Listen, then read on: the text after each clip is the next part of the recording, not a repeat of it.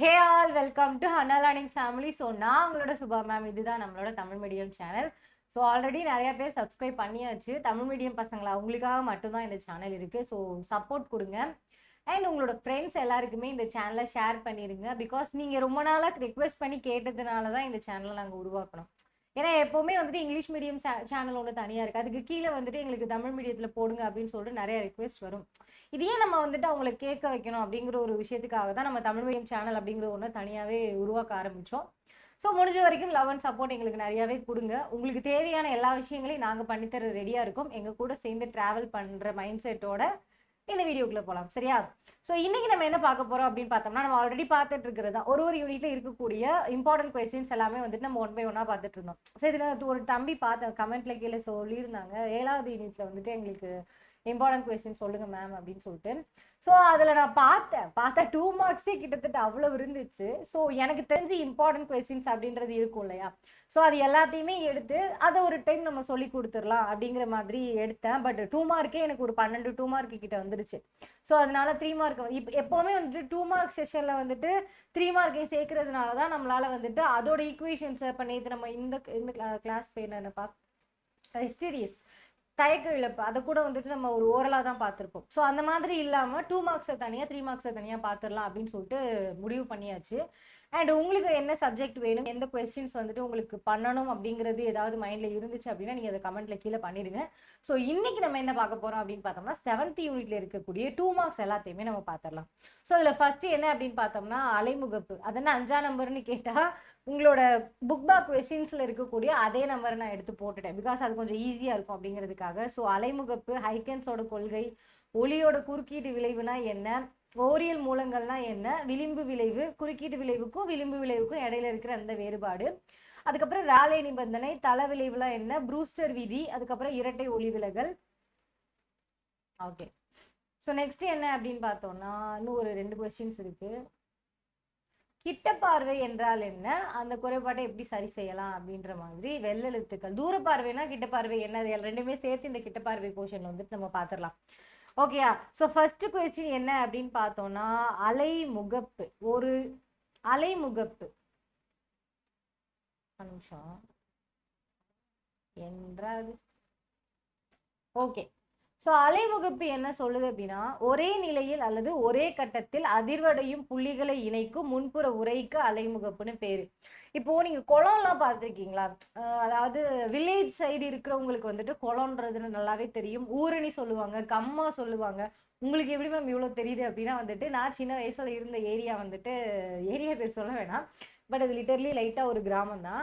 So அங்க வந்துட்டு நிறைய குளம் கம்மாலாம் இருக்கும். ஆனா எங்க அம்மா அங்க விட மாட்டாங்க, அது வேற விஷயம். பட் நான் பார்த்துருக்கேன். ஸோ அங்க என்ன பண்ணுவாங்கன்னா, சின்னதுல நானும் எங்க அண்ணன் அப்படின்னா விளையாட போகும்போது அந்த கமாய்க்குள்ள கல் விட்டு எறிகிறது, இந்த மாதிரி ஒரு என்னமோ சம்திங் எங்க அண்ணா பண்ணுவோம், நான் பார்த்துருக்கேன். ஸோ அந்த மாதிரி பண்ணும்போது ஒரு ஒரு குளத்துக்குள்ள கல்லை விட்டு எரிஞ்சிட்டோம் அப்படின்னா அந்த கல்லை சுத்தி எனக்கு என்ன ஃபார்ம் ஆகுறது நான் பார்த்துருக்கேன்னா, ஏதோ வட்ட வட்ட ஷேப்ல வந்துட்டு நிறைய அலைகள் மாதிரி இருக்கும். அதை நான் பார்த்துருக்கேன். ஸோ அதுக்கு இதுக்கு என்ன மேம் சம்மந்தம் அப்படி கேட்டோம்னா, நம்ம பேசுகிற அதாவது ஒலி இருக்கு இல்லையா, நம்ம பேசுகிற வாய்ஸாக இருக்கட்டும், நம்ம வாய்ஸுமே அலைவடிவத்தில் தான் போகும். ஒலிங்கிறது வந்துட்டு அலைவடிவத்தில் இருக்கும் அப்படிங்கிறத வந்துட்டு கண்டுபிடிச்சி ரொம்ப நாள் ஆச்சு. சரியா? ஸோ அந்த ஒலி வந்துட்டு எப்படி ட்ராவல் ஆகும் அப்படின்னு பார்த்தோம்னா அது அலைவடிவத்தில் ட்ராவல் ஆகும். இப்போ நான் பேசுறது நான் ஒரு இடத்துல தான் பேசுகிறேன், அது வந்துட்டு இன்னொரு 4 பேருக்கு வந்து இந்த கம்யூனிகேஷன் கிடையாது. இன் பர்சனா பேசும்போது நான் பேசுறது உங்களுக்கு கேட்குது அப்படின்னா நான் பேசுற அந்த வாய்ஸ் ஆனது ஏதோ ஒரு அலை வடிவத்துல வந்துட்டு வந்து உங்களுக்கு வந்து சேருது. அதே மாதிரிதான் ஒளியும். இப்ப நீங்க பாக்குறீங்க அப்படின்னா அந்த ஒளியும் உங்களுக்கு அலை வடிவத்துலதான் உங்க கண்ணை வந்து சேரும். அது எப்படி ஸ்டார்ட் ஆகுதுன்னா ஒரு பாயிண்ட்ல ஸ்டார்ட் ஆகி ஒரு அலையை உருவாக்கும். அந்த அலையை பேஸ் பண்ணி மற்ற அலைகள் எல்லாமே வரும். ஒரே கட்டத்தில் அதிர்வடையும் புள்ளிகளை இணைக்கும் முன்புற அலை. ஒரே கட்டத்தில் அதிர்வடையும்னா இப்ப நான் பேசுறது எப்படி, இப்ப நான் பேசுற மாதிரியே உங்களுக்கு கேக்குது அப்படின்னா அப்ப என்னோட அதிர்வடைகிற அந்த அலைகளா இருக்கட்டும் அந்த கட்டமா இருக்கட்டும் சேமா இருக்குன்னு அர்த்தம். அது சேமா இருக்கிறதுக்கு காரணம் நான் பேசுற முதல் அலை வந்துட்டு மற்ற எல்லா அலைகளையும் இணைச்சிருக்கு. அதனாலதான் நான் பேசுறது அதே வேவ்ல உங்களை வந்து சேருது அப்படின்னு சொல்றாங்க. அதே மாதிரி கல்லை விட்டு எரியும் போது அந்த எரியறது இல்லை, குளத்துக்குள்ள போடும்போது அலை அப்படிங்கிறது வந்துட்டு இப்படி இப்படி இப்படி வருது அப்படின்னா முதல் அலை ரெண்டாவது அலை, மூணாவது அலை, நாலாவது அலை, இது எல்லாமே ஒரே நேரத்துல தான் வரும். முதல் அலை வந்து 2 மணி நேரம் கழிச்சு இன்னொரு அலை வரப்போறது இல்லை. முதல் அலை வந்த அடுத்த செகண்ட் அடுத்த அலை வருது அப்படின்னா இந்த முதல் அலை தான் ரெண்டாவது அலை உருவாக்குச்சு அப்படின்ற மாதிரி தான் அர்த்தம். ஸோ அடுத்தடுத்த அலைகள் எல்லாத்தையுமே எனக்கு இந்த முதல் அலை தான் வந்துட்டு முக்கிய காரணமா இருந்து உருவாக்குச்சு. அதனாலதான் இதை நம்ம அலைமுகப்புன்னு சொல்றோம். கிளியரா? ஸோ ஒரே நிலை அல்லது ஒரே கட்டத்துல, ஒரே நிலையில அல்லது ஒரே கட்டத்துல அதிர்வடையக்கூடிய இந்த மாதிரி கல்லை போடும்போது ஒரே நிலை அல்லது ஒரே கட்டத்துல இந்த மாதிரி நிறைய அலைகள் அதிர்வடையுது இல்லையா? இந்த அதிர்வடையக்கூடிய அலைகள் எல்லாத்தையும் இணைக்கக்கூடிய இந்த புள்ளி, அந்த முதல் அலை, அதுதான் அலைமுகப்பு. முதல் அலை கல்லை போட்டோன்னா முதல் அலை உருவானதுனாலதான் அடுத்த அலை உருவாக ஆரம்பிச்சிச்சு. அதுக்கப்புறம் அப்புறமா வந்துச்சு. ஸோ இது எல்லாத்தையுமே இணைக்கிற முதல் அலைக்கு பேரு தான் அலைமுகப்பு.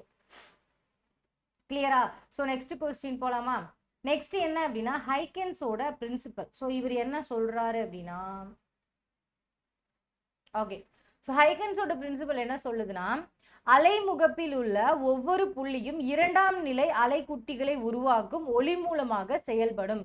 அதாவது அலைமுகப்பில் இருக்கக்கூடிய ஒவ்வொரு புள்ளியுமே, இப்போ எனக்கு இதுதான் கல் அப்படின்னா இதை சுத்தி எனக்கு நிறைய அலைகள் இருக்கு. கொஞ்சம் கோணையா இருக்கு, மன்னிச்சுக்கோங்க. ஸோ எனக்கு இந்த முதல் அலைங்கிறது இந்த ரெண்டாவது அலையை உருவாக்குச்சுன்னா இந்த ரெண்டாவது அலை தான் எனக்கு இந்த மூணாவது அலையை உருவாக்குது.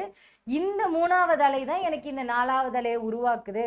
ஸோ எல்லாமே வந்துட்டு எல்லாமே வந்துட்டு ஒரு இன்னொரு அலைகளை உருவாக்கக்கூடிய ஒரு ஒளி மூலங்களாக தான் செயல்படுது அப்படின்னு சொல்லிட்டு ஹைகன்ஸ் வந்துட்டு சொல்றாரு.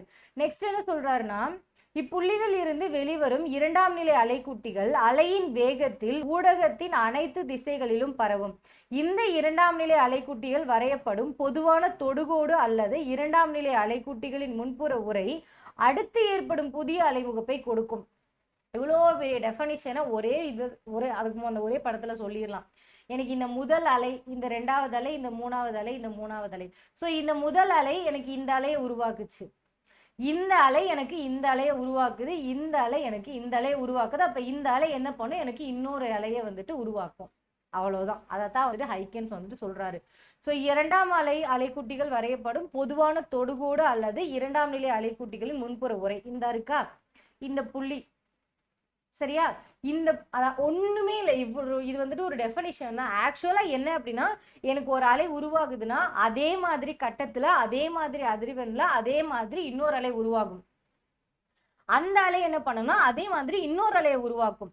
அப்ப மூணாவது அலை உருவாக்க காரணமா இருந்தது ரெண்டாவது அலை, மூணாவது அலை நாலாவது அலை உருவாக்கும், நாலாவது அலை உருவாக்க காரணமா இருந்தது எனக்கு மூணாவது அலை. இதைத்தான் வந்துட்டு ஹைகன் சொல்லியிருப்பாரு, வேற ஒண்ணுமே சொல்லியிருக்க மாட்டாருப்பா. கிளியரா? ஓகே, நெக்ஸ்ட் டாபிக் போலாமா? நெக்ஸ்ட் வந்துட்டு ஒளியோட குறுக்கீட்டு விளைவு. ஹைகன்ஸோட இந்த அலைமுகப்பு புரியுதுலப்பா, ரொம்பலாம் நீங்க ஸ்ட்ரெஸ் ஆகிக்காதீங்க. ஒரு அலையுமே வந்துட்டு இன்னொரு அலையை வந்துட்டு உருவாக்கும். ஒரு அலை உருவாயிருச்சு அப்படின்னா அந்த அலை அடுத்த அலையை உருவாக்கும், அடுத்த அலை அடுத்த அலையை உருவாக்கும். இது எல்லாமே எப்படி இருக்கும் அப்படின்னு பார்த்தோம்னா ஒரே கட்டத்துல இருக்கும். இப்போ ஒரு அலை இப்ப நான் பேசுறதுல ஃபர்ஸ்ட் ஒரு வேவ் உருவாயிருச்சுன்னா அது இந்த ரூம் ஃபுல்லாவே பரவ ஆரம்பிச்சிடும். ஸோ அந்த பரவக்கூடிய அந்த ரெண்டாவது அலை என்ன பண்ணும்னா மூணாவது அலையை உருவாக்கி அடுத்து இன்னும் கொஞ்சம் ஸ்ப்ரெட் பண்ண ட்ரை பண்ணும். ஆனா ஒரு விஷயத்த யோசிச்சு பார்த்துருக்கீங்களா, நம்ம கல்ல உள்ள போட்டோன்னா ஒரு ஸ்டேஜுக்கு மேல அந்த அலையா வர்றது வந்துட்டு ஸ்டாப் ஆயிடும். அதுதான் ஹைகன்ஸ் பிரின்சிபலோட ஒரு டிராபேக். அவர் அது எப்படி ஸ்டாப் ஆச்சு, எங்க ஸ்டாப் ஆகும் அப்படிங்கறத அவர் சொல்ல மறந்துட்டாரு. நம்ம பேசுறதும் அப்படிதான். நான் வந்துட்டு இப்போ ஒரு ஒளி எடுத்தாலும் அப்படிதான், ரொம்ப தூரத்துக்கு அப்புறமேட்டு அந்த ஒளியானது நமக்கு தெரியாது. ஒளியானது அலை வடிவத்துல வருது, முதல் அலை ரெண்டாவது அலை உருவாக்குது, அது ஊடகம் பூரா பரவுது, இது எல்லாம் ஓகே. ஆனா ஒரு ஸ்டேஜுக்கு மேல அந்த ஒளியோட அந்த அந்த தன்மை இருக்கு இல்லையா, அது வந்துட்டு குறைய ஆரம்பிக்கும். அதை ஹைகன்ஸால சொல்ல முடியல. அதுதான் அவரோட டிராபேக்கா இருந்துச்சு. கிளியரா? ஸோ நெக்ஸ்ட் என்ன டாபிக் அப்படின்னு பார்த்தோம்னா ஒளியோட குறுக்கீட்டு விளைவு.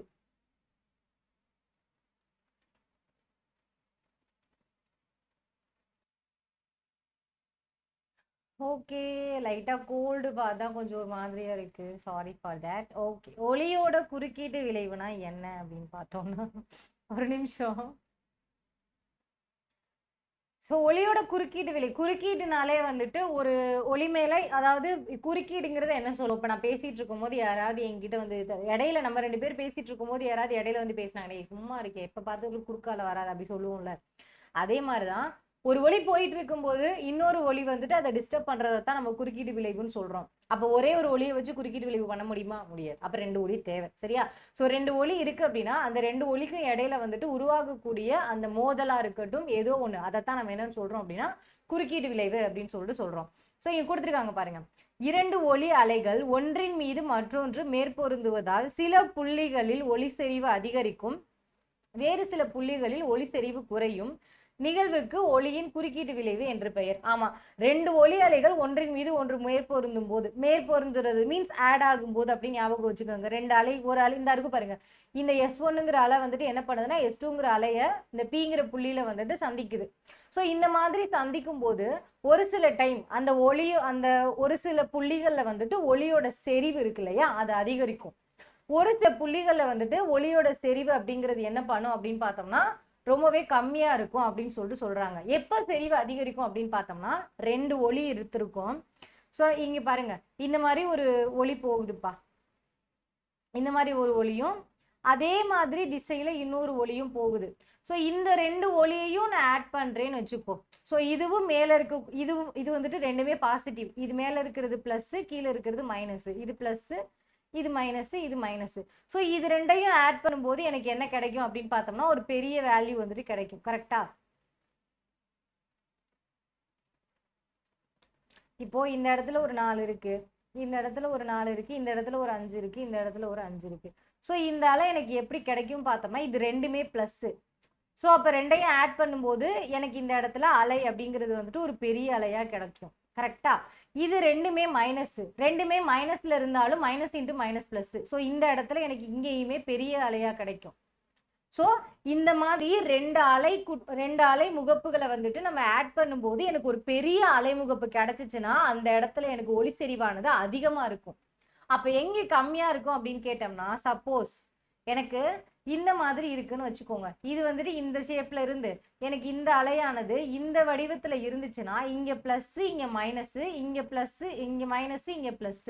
அப்ப என்ன ஆகும், எனக்கு இந்த பிளஸும் மைனஸும் கேன்சல் ஆயிரும். சப்போஸ் இதுவும் 4 இருந்து இதுவும் 4 இருந்தா 4 மைனஸ் 4 கேன்சல். அதே மாதிரி இதுவும் 5 இருந்து இதுவும் 5 இருந்துச்சுன்னா 5 மைனஸ் 5 கேன்சல். ஸோ எனக்கு பிளைனா தான் கிடைக்கும். இதைத்தான் சொல்றாங்க. ஓகேயா? 2 அலைமுகப்புகளை வந்துட்டு நம்ம குறுக்கீட்டு 2 அலைமுகப்புகள் மோதும் போது நான் குறுக்கீட்டு விளைவுன்னு சொல்றேன். அந்த அலைமுகப்புகள் வந்துட்டு மோதும் போது ஒரு சில புள்ளிகள்ல எனக்கு செறிவு அதிகமா இருக்கும், இன்னொரு சில புள்ளிகள்ல செறிவு கம்மியா இருக்கிறதுக்கு காரணம் அலைமுகப்பு ரெண்டுமே ஒரே மாதிரி உயரத்தையும் ஒரே மாதிரி அதிர்வெண் ஒரே மாதிரி கட்ட வேறுபாடை வச்சிருக்க 2 அலைவுகள் வந்துட்டு ஒரு புள்ளியில சந்திக்கும் போது எனக்கு ஒளியோட செறிவு அதிகமா இருக்கும். எனக்கு வந்துட்டு இதுல ஏதோ ஒண்ணு கட்ட வேறுபாடு வந்துட்டு கம்மியா, இதைத்தானே நம்ம கட்ட வேறுபாடுன்னு சொல்லுவோம். ஸோ இந்த கட்ட வேறுபாடு வந்துட்டு கம்மியா இருக்கக்கூடிய 2 அலைமுகப்புகள் வந்துட்டு ஒன்னோட ஒண்ணு சேர்ந்துச்சு அப்படின்னா அந்த இடத்துல எனக்கு ஒளியோட செறிவு எப்படி இருக்கும் அப்படின்னா கம்மியா இருக்கும் அப்படின்னு சொல்றாங்க. இது ஒரு பெரிய கொஸ்டின், மேபி இது 5 மார்க்ல கூட வரலாம், பட் நமக்கு 2 மார்க்ல கேட்டிருந்தாங்க முக்கியமான கொஸ்டின் அப்படிங்கிறதுனால நம்ம இதை ஷார்ட்டா முடிச்சுக்கலாம். கிளியரா? ஸோ அவ்வளவுதான். நெக்ஸ்ட் கொஸ்டின் போலாமா? நெக்ஸ்ட் என்ன அப்படின்னு பார்த்தோம்னா ஓரியல் மூலங்கள். ஓகே, 2 அலை மூலங்கள் ஓரியல் மூலங்களாக இருக்க வேண்டுமெனில் அவை இரண்டும் ஒரே கட்ட வேறுபாட்டை அல்லது ஒரே கட்டத்தை உடைய அலைகளை உருவாக்க வேண்டும். மேலும் அவ்விரண்டு அலை மூலங்களும் ஒரே அதிர்வெண் அல்லது அலைநீளம் கொண்ட அலைகளை உருவாக்க வேண்டும். ஸோ 2 அலைகளை வச்சுதான் நம்ம ஓரியல் மூலங்களை வந்துட்டு சொல்ல முடியும். அந்த 2 அலைகளுமே வந்துட்டு எனக்கு ஒரே மாதிரியான கட்ட வேறுபாடு ஒரே மாதிரியான அதிர்வெண்ணை வச்சிருந்துச்சுன்னா அது வந்துட்டு ஓரியல் மூலங்கள். அப்படி இல்லை அப்படின்னா அதை நம்ம ஓரியல் மூலங்கள்ல வந்துட்டு சொல்ல முடியாது. கரெக்டா? இங்க வந்துட்டு நீங்க கலர்ஸ் ஞாபகம் வச்சுக்கோங்க. ஒற்றை நிறம்னு கொடுத்துருக்காங்கல்ல, ஒரு லைட் எடுத்திருக்கோம் அப்படின்னா ரெண்டுமே ஒரே கலர் லைட்டா இருந்துச்சு அப்படின்னா அது வந்துட்டு ஒரு ஓரியல் மூலங்களா இருக்கும். எனக்கு வேற வேற கலர் லைட்டா இருந்துச்சு அப்படின்னா அது ஓரியல் மூலங்களா இருக்காது அப்படிங்கிறாங்க. ஜஸ்ட் ஒரு எக்ஸாம்பிளுக்கு. ஏன் அப்படின்னா இப்போ ஒரு கலர் லைட்டுக்கும் இன்னொரு கலர் லைட்டு வந்துட்டு என்ன பண்ணும்னா வேறு விதமான வந்துட்டு அணுக்களா இருக்கட்டும், அந்த அணுக்கள் வந்துட்டு வேறு விதமான கட்ட வேறுபாடு உடைய அந்த ஒளிகளை வந்துட்டு உமிழ ஆரம்பிக்கும். இப்போ வெள்ளை நிற ஒளிக்கும் சிவப்பு நிற ஒளிக்கும் இடையில இருக்கிற அந்த டிஃபரன்ஸ் தான் ஓரியல் மூலம். எனக்கு ஒரு வெள்ளை நிற ஒளியும் இன்னொரு வெள்ளை நிற ஒளியும் வந்துட்டு ஒன்னா சேர்ந்துச்சு அப்படின்னா எனக்கு அந்த இடமே பயங்கர பிரைட்டா இருக்கும். ஒரு சிகப்பு நிற ஒளியோட ஒரு வெள்ளை நிற ஒளியை நீ வந்துட்டு கம்பைன் பண்ணும்போது அந்த இடத்துல ஒளியோட செறிவு வந்துட்டு ரொம்ப டிம்மா தான் இருக்கும். ஸோ 2 லைட்டுமே ஒரே மாதிரி, ஒரே கட்ட வேறுபாடு, ஒரே அதிர்வெண், ஒரே அலைநீளத்துல இருந்துருச்சுன்னா அது ஓரியல் மூலம். அப்படி இல்ல, அது வேற, அப்படி ஒருவேளை எனக்கு ஒரே கட்ட வேறுபாடு, ஒரே அதிர்வெண், ஒரே அலைநீளத்துல இருந்தாலும் கலர் மாறுச்சுன்னா அது வந்துட்டு எனக்கு ஓரியல் மூலமா இருக்காது. காரணம், எனக்கு சிகப்பு கலர் லைட்ல இருந்து வரக்கூடிய அந்த ஒளியோட தன்மை வேற மாதிரி இருக்கும். அதுல இருந்து வெளியாகக்கூடிய அந்த கதிர்களுக்கும் வெள்ளை கலர் லைட்ல இருந்து வெளியாகக்கூடிய கதிர்களுக்கும் இடையில இருக்கிற டிஃபரன்ஸ் உங்களுக்கு புரியுதுல? இதனாலதான் ஒரே மாதிரியான நிறங்கள் கொண்ட லைட்டுகளை நம்ம என்னன்னு சொல்றோம் அப்படின்னா ஓரியல் மூலங்கள் அப்படின்னு சொல்லிட்டு நம்ம சொல்றோம். வேறு நிறங்களையோ, வேறு கட்ட வேறுபாடுகளையோ, வேறு அதிர்வெண்களையோ வச்சிருக்கக்கூடிய அலைகள் அதாவது வெளிச்சம் வந்துட்டு, நிறங்கள் வந்துட்டு எனக்கு ஓரியல் மூலங்களா இருக்க முடியாது அப்படின்னு சொல்லிட்டு சொல்றாங்க. வேற ஒண்ணுமே இல்லப்பா. ஸோ ஏன் அப்படின்னா, அந்த இப்போ நீ சிவப்பு கலர் லைட் எடுத்தனா அதுல இருக்கிற அணுக்கள் வந்துட்டு உனக்கு ஒளியை உமிழும் போது வந்துட்டு அதுல இருக்கக்கூடிய வெப்பம் மாறும். ஸோ கட்ட வேறுபாடும் மாறும் அப்படின்னு சொல்றாங்க. வெப்பம் மாறுறதுனால கட்ட வேறுபாடும் மாறும். இது நான் வந்துட்டு பல்பு அப்படிங்கறது ஒரு எக்ஸாம்பிளுக்கு சொன்னேன். நிஜமா நிறத்தை எடுத்துக்கிட்டோம்னா ஒரு விதமான அணுக்களும் ஒரு விதமான நிறங்களை கொடுக்கும். இப்போ ஒரு அணு வந்துட்டு வேற ஒரு கலர் நிறத்தை கொடுத்துச்சுன்னா அந்த நிறத்தை பொறுத்து எனக்கு வெப்பமும் மாறும், எனக்கு வந்துட்டு கட்ட வேறுபாடும் மாறும். இந்த நிறத்தை பொறுத்து எனக்கு வெப்பமும் மாறும், கட்ட வேறுபாடும் மாறும். அதுவே எனக்கு ரெண்டும் ஒரே நிறமா இருந்துச்சுன்னா எதுவுமே மாறாது, ரெண்டுமே ஈக்குவலா இருக்கும். அதைத்தான் நம்ம ஓரியல் மூலங்கள்னு சொல்றோம், வேற ஒண்ணுமே கிடையாது. கிளியரா? ஒற்றை நிறம் கொண்ட அலைகளை உருவாக்கணும், அதுதான் ஓரியல் மூலம். ஓகே, நெக்ஸ்ட் ஒளியோட செறிவு அல்லது வீச்சு பிரிப்பு. இது ஓரியல் மூலங்கள்ல இருக்கக்கூடிய ஒன் ஆஃப் த டாபிக். இத பாத்திரலாம்.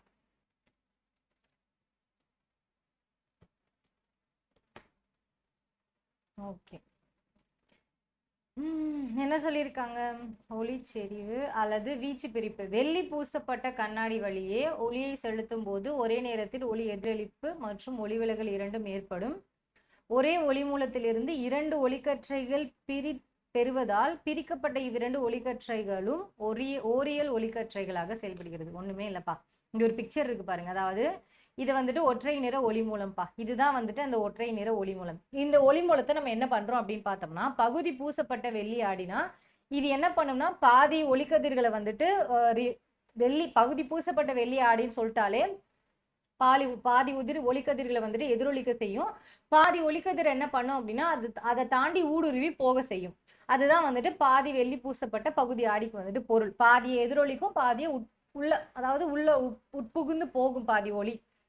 ஸோ என்ன பண்றாங்கன்னா அந்த மாதிரி ஒரு கண்ணாடியை வந்துட்டு கொஞ்சம் இப்படி சாய்வெல்லாம் வச்சிருக்காங்க. கிளியரா? ஸோ இப்படி சாய்வெல்லாம் வச்சாச்சு. இந்த பக்கம் ஒரு ஆடி வச்சிருக்காங்க, இந்த பக்கம் ஒரு ஆடி வச்சிருக்காங்க. இந்த இடத்துல வந்துட்டு நமக்கு ஸ்கிரீனுன்னு சொல்லுவோம். அதாவது நம்ம பார்க்கக்கூடிய நம்மளோட ஒரு சின்ன ஒரு ஏதோ ஒரு பொருள் வச்சிருக்காங்க. இங்க இருந்து எனக்கு ஒளி மூலமானது எனக்கு இந்த கண்ணாடியை பட்டோன்னு ஆல்ரெடி சொல்லியாச்சு, எனக்கு பாதி என்ன பண்ணும்? எதிரொலிக்கும். ஸோ இங்க எதிரொலிச்சிருச்சு, இந்த கண்ணாடிக்கு போய் எதிரொலிச்சிருச்சு. பாதி என்ன பண்ணும்? உள்ள போகும். ஸோ இந்த இருக்கு பாருங்க, இங்க போகுதா, உள்ள போயிருச்சு. நம்ம அந்த சைடு வச்சிருக்கிற ரெண்டுமே என்ன அப்படின்னு பார்த்தோம்னா ஆடிதான். அதுவுமே கிட்டத்தட்ட கண்ணாடி தான். ஸோ ஆடி அப்படிங்கிறப்போ இங்க இருந்து எதிரொலிச்சு போன கதிரா இருக்கட்டும், இங்க இருந்து உள்ள போன அந்த கதிரா இருக்கட்டும், மறுபடியும் என்ன படும்? அந்த கண்ணாடியில பட்டு திரும்ப எதிரொலிக்கும். ஸோ திரும்ப இது ரெண்டுமே எதிரொலிச்சு இந்த இடத்துல இது மீட் பண்ணுது. இந்த இடத்துல இதை மீட் பண்ணும்போது என்ன பண்றேன்னா இங்க இருந்து பாக்குறேன். ஸோ ஒரே ஒரு ஒளி மூலத்துல இருந்து போச்சு, அதை நான் 2 ஒளியா பிரிச்சேன். ஒரு ஒளி என்னால வந்துட்டு ஒரு ஒளி வந்துட்டு எனக்கு ஒளியியல் மூலங்களை உருவாக்காது. ஆனா ஒரு ஒளியில இருந்து பிரியக்கூடிய 2 ஒளி எனக்கு ஓரியல் மூலங்களா செயல்படும் அப்படிங்கிறதுக்கு எக்ஸாம்பிள் தான் இந்த டாபிக்.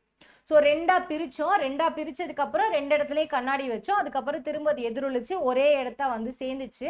அதை பார்க்கும்போது எனக்கு வந்துட்டு இதோட அலைநீளமா இருக்கட்டும், கட்ட வேறுபாடா இருக்கட்டும், அதிர்வெண்ணா இருக்கட்டும், எல்லாமே சமமா இருந்துச்சு. ஏன்னா ஒரே ஒரு ஒளி மூலத்துல இருந்து தான் நம்ம கொடுத்தோம், எதிரொலிக்க மட்டும்தான் செஞ்சுச்சு. ஸோ எனக்கு இது வந்துட்டு ஒரு ஓரியல் மூலங்களாக செயல்படுது அப்படின்னு சொல்லிட்டு சொல்றாங்க. அவ்வளவுதான்ப்பா, இதுதான் இந்த இதுக்கான டெஃபினேஷன். ஸோ வெள்ளி பூசப்பட்ட கண்ணாடியில வந்துட்டு ஒரு கதிரை நம்ம செலுத்தும் போது ஒளி எதிரொலிப்பும் நடக்கும், ஒளி விளக்கமும் நடக்கும். அப்படி நடந்துட்டு அது ரெண்டுமே திரும்ப வந்துட்டு 2 கற்றைகளா பிரிஞ்சு திரும்ப வந்துட்டு திரும்ப எதிரொலிச்சு திரும்ப ஒரே கற்றையா வரும்போது எனக்கு அது ஒரே ஒரு ஓரியல் ஒளி மூலங்களா தெரியுது. அதுக்கு காரணம் அதோட அலைநீளம், கட்ட வேறுபாடு எல்லாமே சமம். இதே ஒரு விஷயம் தான். என்ன அப்படின்னா இதை ரெண்டா தான் நம்ம சொல்ல முடியும். ஒண்ணு, எனக்கு இதுக்கு முன்னாடி நம்ம படிச்சோம், 2 அலைமுகப்புகள் சேர்ந்து குறுக்கீட்டு விளைவுல ஒரு பெரிய அலைமுகப்பை உருவாக்கும், அந்த இடத்துல எனக்கு ஒளியோட செறிவு அதிகமா இருக்குன்னு. அந்த மாதிரி 2 அலைகள் சேர்ந்து ஒரு பெரிய அலையை உருவாக்கி ஒளியோட செறிவு அதிகப்படுத்தலாம். அப்படி இல்லைன்னா 2 அலைகள் சேர்ந்து அந்த ஒளியோட செறிவை ரொம்ப கம்மியாக்கி கருப்பா டிம்மா காட்டலாம், சுத்தமா ஒளியே இல்லாத மாதிரி காட்டலாம். இது ரெண்டும் தான் ஓரியல் மூலங்களுக்கான சின்ன ஒரு எடுத்துக்காட்டு நம்ம சொல்றோம். கிளியரா? ஸோ ஒளியோட செறிவு அல்லது வீச்சு பிரிப்புங்கிறது ஒரே ஒரு ஒளியை ரெண்டா பிரிச்சுட்டு திரும்ப எதிரொலிச்சு அது ரெண்டுமே ஒரு இடத்துல வந்து சந்திக்கும் போது அது ஒரு ஓரியல் மூலமா இருந்துச்சு. காரணம், நமக்கு ஓரியல் மூலம்னா என்னன்னு தெரியும், ஒரே அதிர்வெண், ஒரே கட்ட வேறுபாடு, ஒரே நிறம், ஒரே ஒரு ஒளியைத்தான் நம்ம ரெண்டா பிரிச்சோம். அப்ப எல்லாமே சமமா இருக்கிற பட்சத்துல ரெண்டா பிரிச்சு திரும்ப வந்தாலுமே எனக்கு அது ஒரு ஓரியல் மூலங்களா தான் இருக்கும் அப்படின்னு சொல்லிட்டு சொல்றாங்க. ரொம்ப ரோல் ஆகுது. ஓகே, ஓகேயா? கிளியரா? கிளியர்னா கீழே கிளியர்னு சொல்லுங்க, ஏதாவது கமெண்ட் பண்ணி வைங்க. எனக்கு நான் டெய்லி கமெண்ட் எடுத்து பார்த்துட்டு இருக்கேன், பட் என்கிட்ட ஆக்சுவலாக அதுக்கு நான் ரிப்ளை பண்ண முடியாது. பிகாஸ் என்னோட ஐடியிலேருந்து பண்ணனா கண்டுபிடிச்சிருவாங்க. ஸோ மேனேஜ்மெண்ட்லேருந்து கண்டிப்பாக நான் ரிப்ளை, அதாவது மேனேஜ்மெண்ட் உங்களுக்கு ரிப்ளை பண்ணாலும் அதை நான் ரிப்ளை பண்ணுறது தான், வேறு ஒன்றுமே கிடையாது. ஸோ பார்த்துக்கலாமா? நெக்ஸ்ட் டாபிக் போகலாமா? ஓகே, விளிம்பு விளைவு என்றால் என்ன? தடையின் விளிம்பில் வளைந்து சென்று தடையின் வடிவியல் ரீதியான நிழலுக்கு அலை செல்லும் நிகழ்வு விளிம்பு விளைவு என்று பெயர். ஸோ இந்த தடைனா ஒண்ணுமே கிடையாது. இப்போ நீங்க என்ன பண்றீங்க, நம்ம நிறைய டைம் பார்த்துருப்போம். இப்போ அதாவது இப்போ சரி ஓகே, இப்போ அம்மா கிச்சன்ல வேலை பார்த்து, கிச்சனை கூட விட்டுருங்க, ரூம்குள்ள லைட்டு போட்டிருக்கீங்கன்னு வைங்க. அந்த ரூமை நம்ம லைட்டா ஓபன் பண்ணி பார்த்தோம்னா, இப்போ அந்த ரூமுக்கு டோருக்கு பின்னாடி இருந்து நான் அந்த ரூமை நான் ஓபன் பண்ணி பார்க்குறேன். எனக்கு டோருக்கு பின்னாடி எனக்கு எந்த ஒரு லைட்டும் தெரியாது. ஆனா டோரை ஓபன் பண்ணும்போது அந்த டோரோட அந்த கேப் வழியா கொஞ்சம் தூரத்துக்கு எனக்கு ஒளியானது தெரியும். கரெக்டா? எனக்கு அந்த டோரை ஓபன் பண்ணும்போது டோரோட அந்த கேப்ல கொஞ்சம் தூரத்துக்கு ஒளி தெரியும். இதைத்தான் நம்ம விளிம்பு விளைவுன்னு சொல்றோம், வேற ஒண்ணுமே கிடையாது. சோ தடையின் வடிவியல் ரீதியான நிழலுக்கு அலை செல்லும் நிகழ்வுக்கு விளிம்பு விளைவுன்னு பேரு. எனக்கு என் ஒளி இருக்கு இல்லையா, இப்ப நான் கொடுக்கக்கூடிய ஒளி அதாவது ஒரு குறிப்பிட்ட அளவுக்கான அந்த தடையோட ஓப்பன் இருக்கணும். இப்ப நான் டோரை எந்த அளவுக்கு ஓப்பன் பண்ணேன்னா எனக்கு என்னோட இப்ப நான் அந்த லைட்டோட முழு வெளிச்சமும் உங்களுக்கு கிடைக்கணும்னா அந்த டோரை நீங்க ஃபுல்லா ஓப்பன் பண்ணணும். அதுவே எனக்கு வந்துட்டு இந்த அளவுக்கு நான் வந்துட்டு சும்மா எட்டி தான் பார்க்க போறேன்னா லேசா மட்டும்தான் ஓப்பன் பண்ணுவோம். ஒளியோட முழு அளவும் உங்களுக்கு வேணும்னா ஒளியோட அளவுக்கு ஏத்த மாதிரி தடையோட அளவும் இருக்கணும். அது அப்படி இருந்தா மட்டும்தான் ஒளியானது எனக்கு ஃபுல்லா வந்து சேரும். இதைத்தான் ஒளிம்பு விளைவு அப்படின்னு சொல்லிட்டு சொல்றாங்க. அதாவது ஒளி ஒரு நேர்கோட்டில் தான் போகும், நேர்கோடா தான் போகும் அப்படிங்கிறதுக்கான ஒரு சின்ன எடுத்துக்காட்டு தான் என்ன அப்படின்னு பார்த்தோம்னா விளிம்பு விளைவு. சரியா? ஓகே, அதைத்தான் சொல்றாங்க, தடையின் விளிம்பில் வளைந்து சென்று தடையின் வடிவியல் ரீதியான நிழலுக்கு. எனக்கு வந்துட்டு இந்த மாதிரி வந்துட்டு எனக்கு ஒரு இதுதான் வந்துட்டு டோரோட ஓப்பன்னு வச்சுக்கோங்க. நான் இந்த இடத்துல இருந்து ஒளியை கொடுக்குறேன்னா எனக்கு ஒளியானது எப்படி வரும் அப்படின்னு பார்த்தோம்னா, சப்போஸ் இந்த மாதிரி எனக்கு அலை வடிவத்துல வருதுன்னா இந்த இடத்துல வந்தோடனே இது ஸ்டாப் ஆயிரும். அதுக்கப்புறம் என்ன பண்ணோம்னா ஒரு நேர்கோடா தான் போக ஆரம்பிக்கும். நேர்கோடா போகக்கூடிய ஒளியானது திரும்ப எனக்கு இந்த மாதிரி எனக்கு வந்துட்டு தெரிய ஆரம்பிக்கும். ஸோ எனக்கு இந்த ஒளியானது அப்படியே தெரியணும் அப்படின்னா எனக்கு ஒளியோட இந்த டோரோட ஓப்பன் எவ்வளவு இருக்கணும்னா அந்த ஒளியோட அலைநீளத்துக்கு ஏத்த மாதிரி இருக்கணும். அப்பனா மட்டும்தான் எனக்கு விளிம்பு விளைவுங்கிறது நடக்கும் அப்படின்னு சொல்லிட்டு சொல்றாங்க. ஸோ தடையோட வடிவியல் ரீதியான நிழலுக்கு அலை செல்லும் நிகழ்வு. வடிவியல் ரீதியான நிழல்னா இந்த கேப், அந்த கேப்புக்கு கரெக்டா ஒளி செல்ற அந்த நேர்கோட்டுல போகுது இல்லையா ஒளி, அதுக்கு பேரு தான் வந்துட்டு விளிம்பு விளைவு அப்படின்னு சொல்லிட்டு சொல்றாங்க. ஸோ நெக்ஸ்ட் டாபிக் போலாமா? குறுக்கீட்டு விளைவுக்கும் விளிம்பு விளைவுக்கும் இடையில இருக்கிற அந்த வேறுபாடுப்பா. ஸோ குறுக்கீடு விளைவுல என்ன சொல்றாங்கன்னா, பொலிவு மற்றும் கருமை வரிகள் ஒரே அகலம் கொண்டவை. ஃபர்ஸ்ட் உங்களுக்கு குறுக்கீட்டு விளைவுனா என்னன்னு தெரியுமா? தெரியும், ஏன்னா வந்துட்டு இப்பதான் கொஞ்ச நேரத்துக்கு முன்னாடி படிச்சோம். அதாவது 2 ஒளி மூலங்கள் வந்துட்டு ஒண்ணு மோதிக்கும் போது ஒரு சில இடத்துல வந்துட்டு எனக்கு ஒளியோட கற்றை அதிகமா இருக்கும், ஒரு சில இடத்துல ஒளியோட செறிவு வந்துட்டு கம்மியா இருக்குன்னு படிச்சோம். ரெண்டுமே வந்துட்டு ஒரே அலைமுகப்பா இருக்கிற பட்சத்துல எனக்கு ஒளியோட செறிவு அதிகமா இருக்கும், வேறு வேறு அலைமுகப்புகளா இருக்கிற பட்சத்துல ஒளியோட செறிவு கம்மியாகும். சோ ஒளியோட செறிவு அதிகமா இருக்கிற இடத்துல எனக்கு பொலிவா இருக்கும், ஒளியோட செறிவு கம்மியா இருக்கிற இடத்துல எனக்கு கருமையா இருக்கும். இது நமக்கு தெரிஞ்ச ஒரு விஷயம்.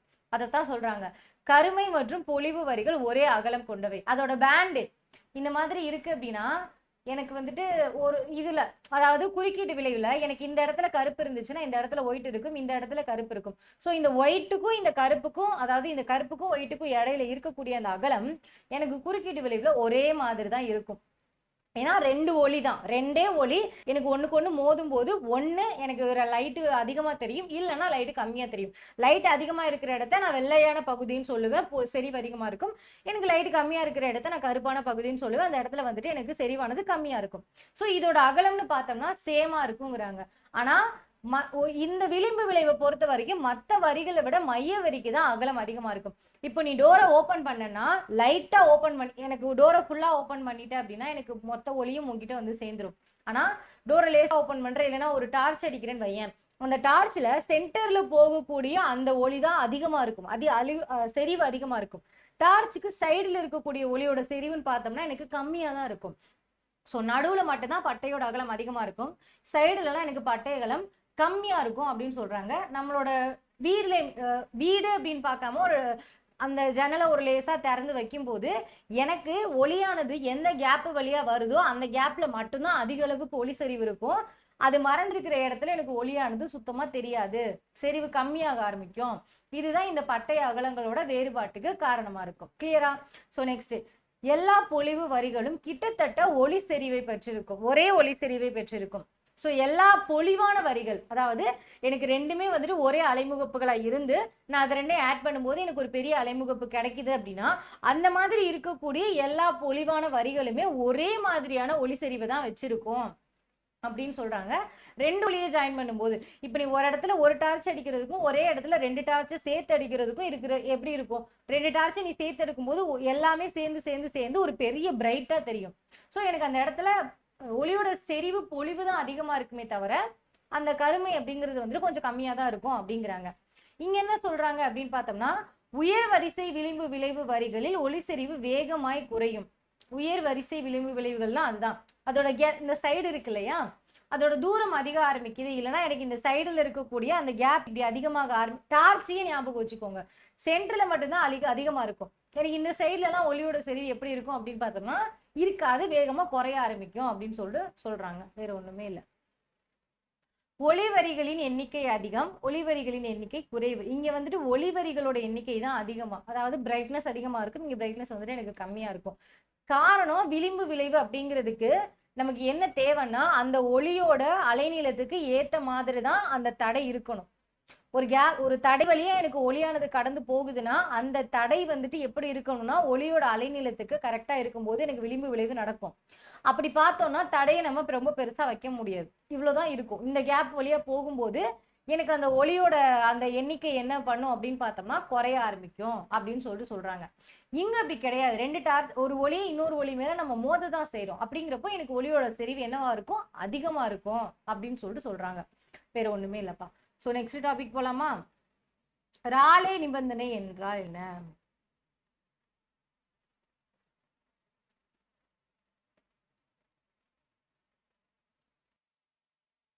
ஓகே, ராலே நிபந்தனை சொல்லணும் அப்படின்னா ராலேவோட நிபந்தனை எதுக்காக சொல்லியிருப்பாருன்னா பிரித்தறிதல் அப்படிங்கிற ஒரு டாபிக்ல சொல்லியிருப்பாரு. இந்த பிரித்தறிதல் அப்படின்னா என்ன அப்படின்னா, இப்போ நம்ம வந்துட்டு நிறைய லேப்ல வந்துட்டு என்ன யூஸ் பண்ணுவோம் அப்படின்னு பார்த்தோம்னா நிறைய நுண்ணோக்கி அதெல்லாம் யூஸ் பண்ணுவோம். ஸோ அந்த மாதிரி ஒரு நுண்ணோக்கியை வச்சு நான் ஒரு ஒளியோட அலைநீளத்தை வந்துட்டு நான் கண்டுபிடிக்கணும் அப்படின்னு சொல்லிட்டு நான் ஒரு நுண்ணோக்கியை பயன்படுத்தும் போது அந்த நுண்ணோக்கி வழியா நான் பார்க்கும்போது அந்த ஒளியில எனக்கு விளிம்பு விளைவு நடந்துருச்சு அப்படின்னா எனக்கு அது வந்துட்டு ஒரு மாதிரி மங்களா தெரியறது தான் விளிம்பு விளைவுன்னு சொல்றோம். அந்த இடத்துல நுண்ணோக்கியை வச்சு பார்க்கும்போது நீங்க வந்துட்டு லேப் பண்ணும்போது உங்களுக்கு நல்லா கிளியரா புரியும். மேபி நீங்க பிசிக்ஸ் ஒரு சப்ஜெக்ட் எடுத்து படிச்சீங்கன்னா உங்களுக்கு கிளியரா தெரியும். அதாவது நான் பண்ணும்போது பார்த்திருக்கேன், ஒரு சின்ன ஒரு பாக்ஸ் மாதிரி இருக்கும், இங்க இருந்து எனக்கு சோடியம் லைட்டோ சம்திங் ஏதோ ஒரு வெள்ளை கலர் லைட்டோ நான் கொடுக்குறேன் அப்படின்னா அந்த ஒளியை வந்துட்டு நான் என்னோட நுண்ணோக்கியில கரெக்டா கொண்டு வரணும். அது கரெக்டா வரலைன்னா எனக்கு மங்களா இருந்துச்சு அப்படின்னா அங்க வந்து விளிம்பு விளைவு இருக்கு அப்படின்னு அர்த்தம். அப்படிப்பட்ட மங்கலான ஒரு ஒளியை வச்சு என்னால கரெக்டான ரீடிங்ஸ் எழுத முடியாது. ஸோ என்ன பண்ணணும்? எனக்கு அந்த ஒளியை நான் பிரிச்சு பார்க்கணும். எனக்கு ஒரு கரெக்டான ஒளி வேணும், அதைத்தான் நம்ம பிரித்தறிதல்னு சொல்றோம். என்னோட குறுக்கீடு விளிம்பு விளைவு நடந்த அந்த ஒளி எனக்கு ஒரு நல்ல ஒளியா தெரியணும், அதை நான் பிரிச்சு பார்க்கணும், அதைத்தான் நம்ம பிரித்தறிதல்னு சொல்றோம். ஸோ இதுக்கு ராலே என்ன சொல்லியிருப்பாரா, ஒரு பிம்பத்தில் உள்ள இரு அடுத்தடுத்த புள்ளிகளுக்கு ஒரு புள்ளியுடைய விளிம்பு விளைவு மையம் பெருமம் மற்றதன் மூலம் சிறுமம் பொருந்தி வந்தாலோ அதற்கு மறுதலையாக இருந்தாலோ அப்புள்ளிகள் சற்றே பிரிக்கப்பட்ட புள்ளிகள் எனப்படும். அதாவது இரு மைய பெருமங்களுக்கு இடைப்பட்ட தொலைவு குறைந்தபட்சம் R0 இருக்க வேண்டும். பெறப்படும் இம்மதிப்பு இடம்சார் பிரிவுன்னு அழைக்கப்படுது. அதாவது என்ன சொல்றாருன்னா, ஒரு பிம்பம், ஒரே ஒரு பிம்பம் தான், நான் ஒரு லைட்டை தான் கொடுக்குறேன், அந்த ஒரு லைட்டை தான் ஃபோக்கஸ் பண்ண போறேன். அந்த பிம்பத்துல இருக்கக்கூடிய அடுத்தடுத்த புள்ளிகளுக்கு ஒரு புள்ளியுடைய விளிம்பு விளைவு மையம் பெருமம் மற்றதன் முதல் சிறுமம் பொருந்தி வந்தாலோ, அதாவது ஏன்னா ஒரு லைட்டை நான் ஃபோக்கஸ் பண்ண போறேன். அந்த லைட்டு வந்துட்டு எனக்கு எப்படி தெரியுதுன்னா மங்களா தெரியுது. அதை நான் ரெண்டா பிரிக்கணும். அதைத்தான் நம்ம பிரித்தறுதல்னு சொல்றோம். ஸோ இவர் என்ன சொல்றாரு அப்படின்னு பார்த்தா, இப்போ எனக்கு வந்துட்டு ஒரே ஒளி இருக்கு. அந்த ஒளியில வந்துட்டு நான் 2 பாயிண்ட் எடுத்துட்டேன்னு வச்சுக்கோங்க. ஸோ ஒரு ஒளியில இருக்கக்கூடிய 2 வேறு விதமான புள்ளி. ஓகேயா? அந்த புள்ளியில ஃபர்ஸ்ட் புள்ளி எனக்கு ஒருவேளை பெருமமா இருக்கலாம், 2வது புள்ளி ஒருவேளை எனக்கு சிறுமமா இருக்கலாம். இல்ல முதல் புள்ளி பெருமமாவோ அல்லது 2வது புள்ளி சிறுமமாவோ இருக்கலாம். இல்ல 2வது புள்ளி பெருமமா 3வது புள்ளி சிறுமமா இருந்துச்சு அப்படின்னா அந்த 2 ஒளியும் எனக்கு எப்படி இருக்கு அப்படின்னு பார்த்தோம்னா லேசா பிரிஞ்சு இருக்குன்னு அர்த்தம். இப்போ 2 புள்ளியுமே பெருமமா இருந்துருச்சுன்னு வை, அந்த புள்ளி எனக்கு ஈஸியா கனெக்ட் ஆயிரும். அப்ப எனக்கு பிரைட்னஸ் அதிகமா தான் இருக்கும். அது வச்சு என்னால ஒருவேளை அந்த இடத்துல விளைவு இருக்குன்ற பட்சத்துல மங்களா இருக்கக்கூடிய அந்த புள்ளிகளை என்னால ஒழுங்கா பார்க்க முடியாது. அதுவே ஒன்ன பெருமமாவும் ஒன்ன சிறுமமாவும் வச்சிட்டேன்னா 2க்கும் இடையில வந்துட்டு எனக்கு கொஞ்சம் கேப் கிடைக்கும். அந்த தூரத்தை வச்சு பெருமமா இருக்கிற லைட்டையோ சிறுமமா இருக்கிற லைட்டையோ என்னால ஃபோக்கஸ் பண்ண முடியும். ஓகேயா? என்ன சொல்றாங்கன்னா, அதாவது இரு மைய பெருமங்களுக்குள் இடைப்பட்ட தொலைவு வந்துட்டு குறைஞ்சபட்சம் R0 இருக்க வேண்டும். பெறப்படும் இம்மதிப்பு இடம்சார் பிரிப்பு அப்படின்னு சொல்றாங்க. இப்போ நான் வந்துட்டு என்ன விளிம்பு விளைவு அப்படிங்கிறது ஒரு நுண்ணோக்கியில வந்துட்டு நடக்கக்கூடாத ஒரு விஷயம். என்னால வந்துட்டு அந்த லைட்டை கரெக்டா ஃபோக்கஸ் பண்ண முடியாது. அந்த இடத்துல விளிம்பு விளைவு நடக்குது. அந்த இடத்துல எனக்கு மங்களா தான் தெரியுது, ஆனா ரொம்ப பிரைட்டா தெரியுது. ஆனா மங்களா தெரியுது, கரெக்டா எந்த ஒளின்னு சொல்ல முடியலன்னு வச்சுக்கோங்க. ஆக்சுவலா அது அப்படிதான் இருக்கும். நான் என்ன பண்ணணும்னா, ஏதோ ஒரு ஒளியோட உண்மையான அளவை சொல்றதுக்கு அந்த 2 ஒளியை நான் பிரிக்கணும். ஸோ பிரிக்கிறதுக்கு ஆளை என்ன சொல்றாருன்னா, முதல் புள்ளி பெருமமா இருக்கலாம், இல்லைன்னா 2 புள்ளி ஒரே ஒளி மூலத்துல இருக்கக்கூடிய 2 புள்ளி எடுத்துக்கோங்க. முதல் புள்ளி பெருமமாவோ 2வது புள்ளி சிறுமமாவோ இருக்கலாம். இல்லைன்னா 2வது புள்ளி பெருமமாவோ 2வது முதல் புள்ளி சிறுமமாவோ இருக்கலாம். இது 2ம் இந்த மாதிரி இருந்துச்சு அப்படின்னா அது 2க்கும் இடையில எனக்கு ஒரு சின்ன கேப் இருக்கும் அப்படிங்கிறாரு. இப்போ இது முதல் புள்ளி இது இவ்வளவு பெருமமா இருந்துட்டு 2வது புள்ளி கொஞ்சம் சிறுமமா இருக்கு அப்படின்னா இதுக்கு இடையில இருக்கக்கூடிய இந்த கட்ட வேறுபாடு இருக்கா, எனக்கு முன்னாடி முகடு இருக்கு, இங்க அகடு இருக்கு இல்லையா, இந்த கட்ட வேறுபாடை வச்சு என்னால என்ன பண்ண முடியும் அப்படின்னா கரெக்டா வந்துட்டு நுண்ணோக்கி மூலமா எனக்கு ஒளியை பார்க்க முடியும். இப்படி பிரிச்சிடலாம் அப்படின்னு சொல்லிட்டு சொல்றாரு.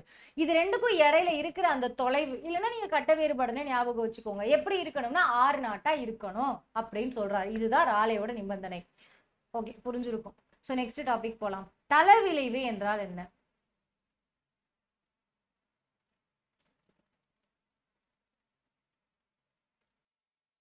ஓகே, இது என்ன சொல்லுது அப்படின்னா, ஒளி அலை பரவும் திசைக்கு செங்குத்தாக உள்ள ஒரு குறிப்பிட்ட திசையில் ஒளியின் அதிர்வுகளை அனுமதிக்கும் நிகழ்ச்சிக்கு ஒளியின் தளவிளைவு அப்படின்னு பேரு.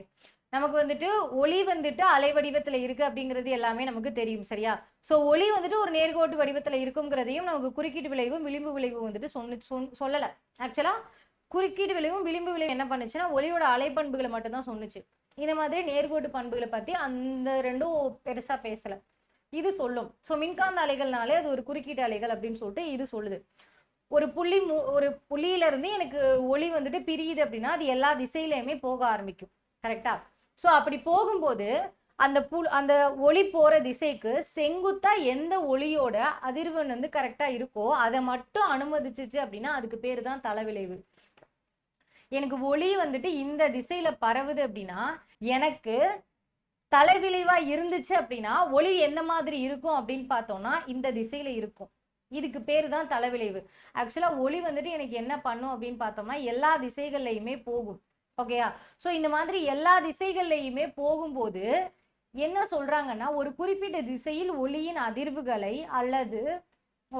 அதிர்வுகளை அனுமதிக்கும் நிகழ்ச்சிக்கு, அதாவது செங்குத்தாக உள்ள ஒரு குறிப்பிட்ட திசையில ஒளி போற திசைக்கு செங்குத்தா ஒரு திசையில ஒளியோட அதிர்வுகளை அனுமதிச்சுச்சு அப்படின்னா அதுதான் வந்துட்டு தலவிளைவு.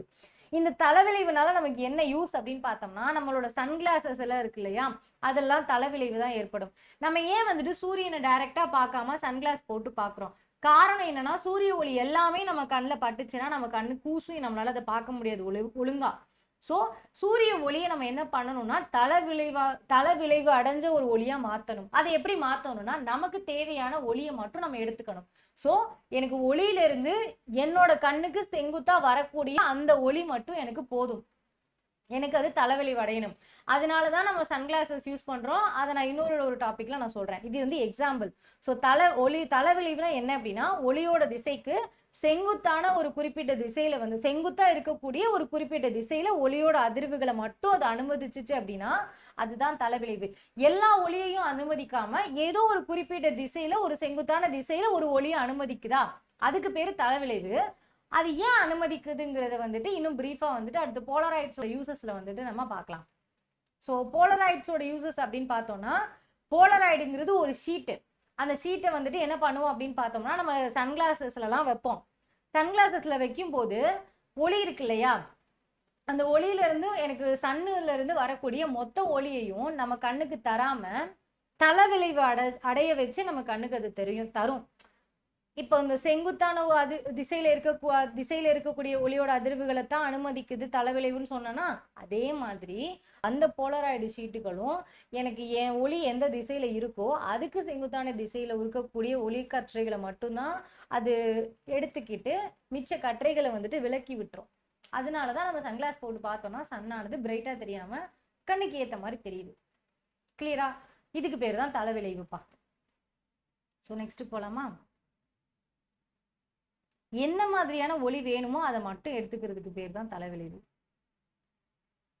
ஏன்னா ஒளியானது எல்லா இடத்துலையும் பரவும். ஸோ எல்லாத்தையும் நம்மளால பார்க்க முடியாது.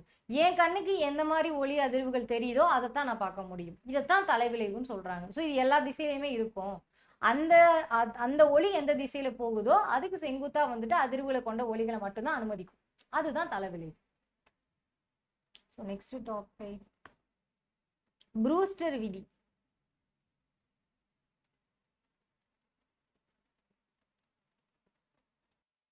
ப்ரூஸ்டர் என்ன சொல்றாருன்னா, ஒளிபுகும்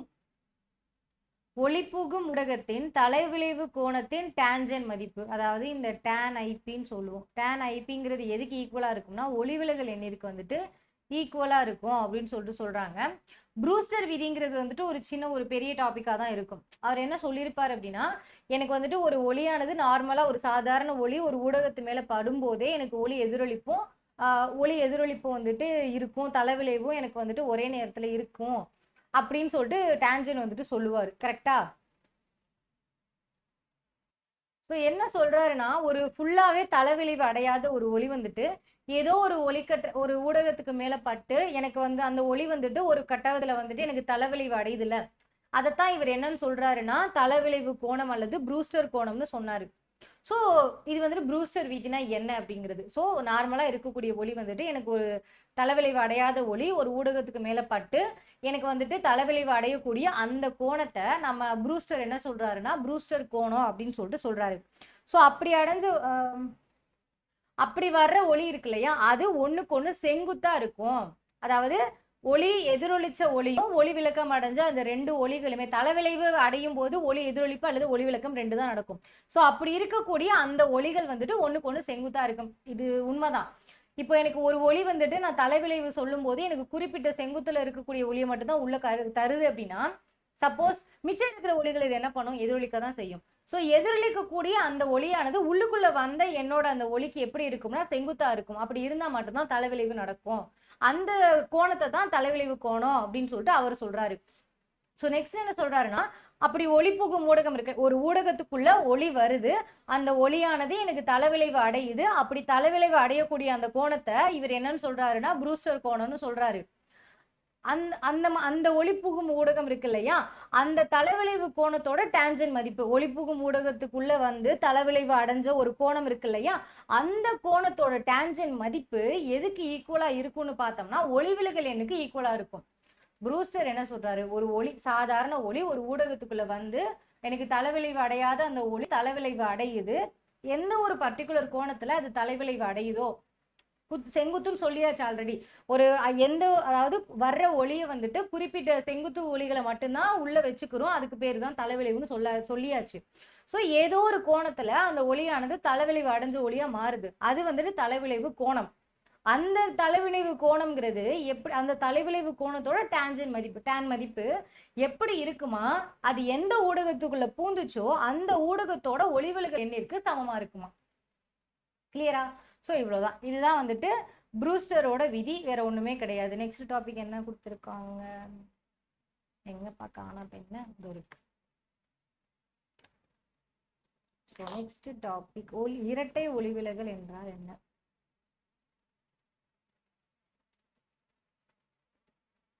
ஸோ இங்க என்ன சொல்றாங்கன்னா, தளவிளைவற்ற ஒளிக்கற்றை கால்சைட் படிகத்தின் மீது விழும்போது 2 ஒளிவிலகல் கதிர்களாக பிரிகை அடைகிறது, 2 பிம்பங்கள் தோன்றுகிறது. இந்த நிகழ்ச்சிக்கு இரட்டை ஒளிவிலகல்னு பேரு. ஃபர்ஸ்ட் இந்த கால்சைட் படிகத்துக்கு மேல வந்துட்டு என்ன பண்றாங்கன்னா, தளவிளைவே அடையாத ஒரு ஒளியை என்ன பண்றாங்கன்னா செலுத்துறாங்க. அப்படி செலுத்தும் போது அந்த கால்சைட் படிகத்துல அந்த ஒளி படும்போது 2 கற்றையா வந்துட்டு பிரிஞ்சிருச்சா, 2 பிம்பமா தோன்றுதான். இப்படி 2 பிம்பமா தோன்றதைத்தான் என்னன்னு சொல்றாங்க அப்படின்னா இரட்டை ஒளிவிலகல் அப்படின்னு சொல்றாங்க. கால்சைட் படிகத்துல ஒரு ஒளிக்கதிரை கொடுக்குறாங்க, அந்த ஒளிக்கதிர் என்ன பண்ணுதுன்னா 2 பிம்பங்களை தோற்றுவிக்குது. எல்லா படிகங்களுமே 2 பிம்பங்களை தோற்றுவிக்காது. ஒரு படிகத்துக்கு மேல நம்ம ஒளியை இப்ப கண்ணாடி வந்துட்டு இருக்கு அப்படின்னா அதுல ஒளியை கொடுத்தோம்னா அது எதிரொலிக்கும். ஆனா கால்சைட் படிகம் என்ன பண்ணுது அப்படின்னு பார்த்தோம்னா, கால்சைட் படிகத்துல ஒளியை கொடுத்தோன்னா அது 2ஆ பிரிய ஆரம்பிக்குது. அப்படி 2ஆ பிரியறதுக்கு பேர் என்னன்னு சொல்றாருன்னா ஒளிவிலகல் அப்படின்னு சொல்றாங்க. அவ்வளவுதான்ப்பா. ஸோ அந்த மாதிரி நம்ம அந்த கால்சைட் படிகத்துல வந்துட்டு ஒளியை கொடுத்ததுக்கு அப்புறமேட்டு அந்த கால்சைட் படிகம் வழியா ஒளியை பார்த்தோம் அப்படின்னா ஒரு ஒளி மாதிரி தெரியும். பட் எனக்கு இன்னொரு 2 ஒளியை உருவாகுதுன்னு சொன்னா அந்த இன்னொரு ஒளி அந்த முதல் ஒளியை சுத்தி வரும். அப்ப நம்ம செலுத்தின அந்த முதல் ஒளி தான் மெய்பிம்பம். அதுக்கு நம்ம எக்ஸ்ட்ராவா ஒன்று உருவாச்சு இல்லையா, அதை வந்துட்டு நம்ம அசாதாரண பிம்பம், அசாதாரண கதிர் அப்படின்னு சொல்றாங்க. ஸோ நார்மலா ஒரு கதிரை கால்சைட் படிகத்துல கொடுக்குறோம், அது 2ஆ பிரியுது. ஒண்ணுதான் அதுல சாதாரண கதிர், இன்னொன்னு வந்துட்டு அசாதாரண கதிர். அது ஒரு இமேஜினரி லைன் மாதிரி தோன்றும். நம்ம அதுல இருந்து பார்த்தோம்னா நமக்கு சாதாரண கதிர் மட்டும்தான் தெரியும், அசாதாரண கதிருங்கிறது அந்த சாதாரண கதிரை சுத்தி வர்ற மாதிரி தெரியும். ஸோ இது வந்துட்டு எனக்கு தலைவிளைவு மாதிரி இருக்கு அப்படின்னு சொல்றாங்க. ஸோ தலைவிளைவே இல்லாத ஒரு கதிரை ஒரு கால்சைட் படிகத்துல கொடுக்குறாங்க, 2 கதிரா பிரியுது, அது இரட்டை ஒளிவிலகல். அந்த 2 கதிரையும் நம்ம பார்க்கும்போது ஒரு கதிர் சாதாரண கதிர், இன்னொரு கதிர் அசாதாரண கதிர். சாதாரண கதிர் என்னன்னா நார்மலா இருக்கக்கூடிய ஒரு கதிர், அசாதாரண கதிர் மெய்பிம்பம் மாதிரி பொய்யான பிம்பம் மாதிரி இருக்கும், ஏன்னா அது சாதாரண கதிரை சுத்தி வரும். அவ்வளவுதான். இதுதான் வந்துட்டு இரட்டை ஒளிவிலகல். அதுக்கு தேவை நமக்கு கால்சைட் படிகம். அவ்வளவுதான்ப்பா. இது வரைக்கும் பாருங்க, இதுதான் தலைவிளைவு அடையாத ஒளி. இதை வந்துட்டு நம்ம இந்த கால்சைட் படிகம் வழியா கொடுக்கும்போது எனக்கு 2ஆ பிரியும், இது சாதாரண கதிர், இது அசாதாரண கதிர். நம்ம பார்க்கும்போது எனக்கு இந்த சாதாரண கதிர் தெரியும், இந்த அசாதாரண கதிர் எனக்கு இந்த சாதாரண கதிரை சுத்தி வர்ற மாதிரி இருக்கும் அப்படின்னு சொல்றாங்க. நெக்ஸ்ட், கிட்ட பார்வை என்றால் என்ன, அவற்றை எவ்வாறு சரி செய்யலாம். ஸோ கிட்ட பார்வை குறைபாட்டினால் பாதிக்கப்பட்ட நபரினால் தொலைவில் உள்ள பொருளை பார்க்க தெளிவாக காண இயலாது. இக்குறைபாட்டிற்கான காரணம் விழிலென்ஸின் குவிய தூரம் மிகவும் குறைந்து விடுவதாகும், அல்லது விழிக்கோளத்தின் விட்டம் இயல்பு நிலையை விட அதிகமாக இருப்பதாகும். அதாவது கிட்ட பார்வை இருக்கிறவங்களால தூரத்துல இருக்கிற பொருளை வந்துட்டு ஒழுங்கா பார்க்க முடியாது. ஏன் அப்படின்னா தூரத்துல இருக்கிற பொருள் வந்துட்டு அவங்க கண்ணோட விழித்திரியில விழுகிறதுக்கு பதிலா தள்ளி விழுந்துரும். ஸோ அதனால அவங்களுக்கு வந்துட்டு அந்த பொருள் தெரியும், ஆனா வந்துட்டு எப்படி தெரியும் அப்படின்னு பார்த்தோம்னா ஒரு மாதிரி மங்களா தெரியும். கரெக்டா? ஸோ இதனாலதான் குவிலென்ஸின் குவிய தூரம் வந்துட்டு மிகவும் குறைஞ்சிரும் அப்படிங்கிறாங்க. அந்த லென்ஸோட குவிய தூரம் இருக்கு இல்லையா, எந்த இடத்துல அந்த ஒளி வந்துட்டு கரெக்டா போய் குவியணுமோ அந்த இடத்துல குவியாம வேறு ஒரு இடத்துல குவிய ஆரம்பிச்சதுனாலதான் என்னால தூரமா இருக்கிற பொருளை பார்க்க முடியாது. அதுதான் வந்துட்டு கிட்ட பார்வை அப்படின்னு சொல்லிட்டு நம்ம சொல்றோம், வேற ஒண்ணுமே இல்லப்பா. ஸோ இவங்களுக்கு வந்துட்டு நம்ம குழி லென்ஸை பயன்படுத்துறது மூலமா, குழி லென்ஸ் இருக்கக்கூடிய ஒரு கண்ணாடியை வந்துட்டு பயன்படுத்துறது மூலமா கிட்ட பார்வை இருக்கிறவங்களை வந்துட்டு நம்ம சரிப்படுத்தலாம் அப்படின்றாங்க. அப்ப தூர பார்வைனா என்னன்னு பார்த்தோம்னா தூரமா இருக்கிற பொருளை வந்துட்டு நமக்கு கிளியரா தெரியும், பக்கத்துல இருக்கிற பொருள் நமக்கு கிளியரா தெரியாது. இதுதான் வந்துட்டு நம்ம தூர பார்வைன்னு சொல்றோம். அப்ப இங்க என்ன நடக்குது அப்படின்னு பார்த்தோம்னா நமக்கு அவுட் ஆஃப் ஃபோக்கஸ் ஆயிருது. அவங்களோட விழி லென்ஸ் இருக்கா, அது வந்துட்டு நார்மலா இருக்கிறத விட ரொம்ப மெல்லிசா இருக்கிறதுனாலதான் தூர பார்வை நடக்குது. கிட்ட பார்வை ஏன் நடக்குதுன்னா அவங்களோட விழிக்கோளம் வந்துட்டு பெருசாயிரும். ஸோ விட்டம் பெருசாயிருச்சுன்னா எந்த இடத்துல குவியணுன்றதுக்கு பதிலா தூரமா அதாவது அந்த கண்ணு ஃபுல்லாவே ஸ்ப்ரெட் ஆகுறதுனால தூரமா இருக்கிற பொருள் தெரியாது நமக்கு. கிட்ட பார்வையில வந்துட்டு சாரி தூர பார்வையில வந்துட்டு நம்மளோட விழி லென்ஸ் வந்துட்டு ரொம்ப சின்னதா மெல்லிசா இருக்கிறதுனால நமக்கு பக்கத்துல இருக்கிற பொருள் சுத்தமா தெரியாது, தூரமா இருக்கிற பொருள் வந்துட்டு நமக்கு கிளியரா தெரியும் அப்படின்னு சொல்லிட்டு சொல்றாங்க. அதுக்கு நம்ம என்ன யூஸ் பண்ணணும்னா குவி லென்ஸை யூஸ் பண்ணி தூர பார்வையில உள்ளவங்களை வந்துட்டு நம்ம சரி செய்யலாம். இது மோஸ்ட்லி வந்துட்டு நம்மளோட தாத்தா பாட்டி அவங்களுக்கு தான் மோஸ்ட்லி நடக்கும். இன்னும் இந்த காலத்துல உள்ள குழந்தைங்களுக்கு நடக்குதுன்னா அதுக்கு காரணம் வந்துட்டு நமக்கே தெரியும். நிறைய ஃபோன் யூஸ் பண்றோம், டிவி பாக்குறோம். ஸோ அதெல்லாம் கொஞ்சம் குறைச்சிக்கோங்க. அப்புறம் எப்படி மேம் இதை பாக்குறது அப்படின்னு கேட்டீங்கன்னா இப்பெல்லாம் கேட்கக்கூடாது. இதை மட்டும் பார்க்கணும். இதை பார்த்துட்டு இருக்கையில இடையில ஏதாவது இன்ஸ்டா போவோம், இல்லைன்னா ஏதாவது யூடியூப்ல ஏதாவது வீடியோ பார்ப்போம், அப்படிலாம் போகக்கூடாது. அது வெரி தவறு, ரொம்ப தப்பான விஷயம், பண்ணக்கூடாது. ஓகேயா? அவ்வளவுதான்.